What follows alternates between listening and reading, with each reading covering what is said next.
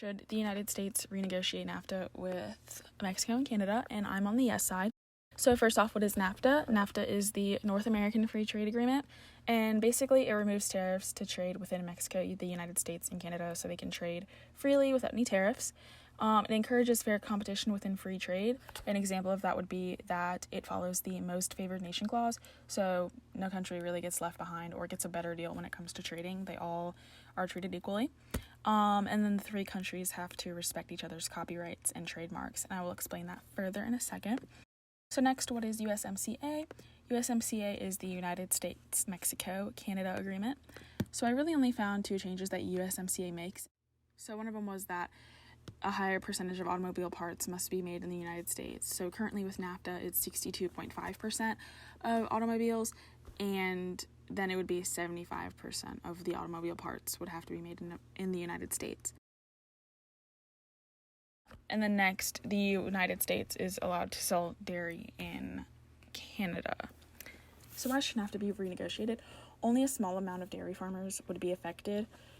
And one thing that I found was that the Canadian dairy market only produces 17% of what the United States dairy market produces, so we obviously produce more.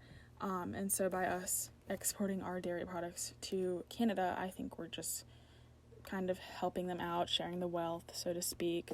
And then also, it helps us out because increasing our exports to Canada would increase our GDP by $70 million.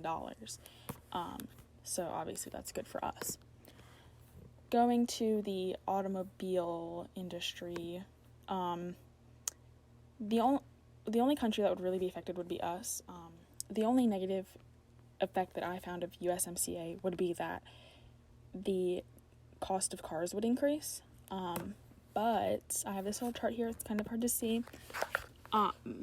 It says by 2023, 40 to 45% of all automobile parts must be made by workers who earn at least $16 per hour. So people will be paid more, even though that means the cost of cars will go up. The people who are making them will be paid more. Okay, so another thing that I found was that 78% of automotive executives believe that the changes made will have a positive impact on their company, and then 53% say that it will provide a net improvement for workers and consumers, which we see with the pay increase. And then another thing that I found that was interesting was that NAFTA doesn't really help any small businesses, but USMCA will establish a committee to help small businesses be able to trade internationally, which I thought was interesting. And then another thing that USMCA does, which I did not know, was that currently with NAFTA, companies can sue the government if the environmental regulations they pass will harm that company's profits.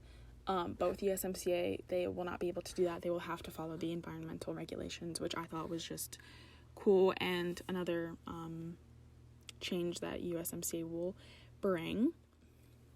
So now going back to the trademarks and copyrights, like let's say someone writes a song, that song is protected by copyright until 50 years after that person's death.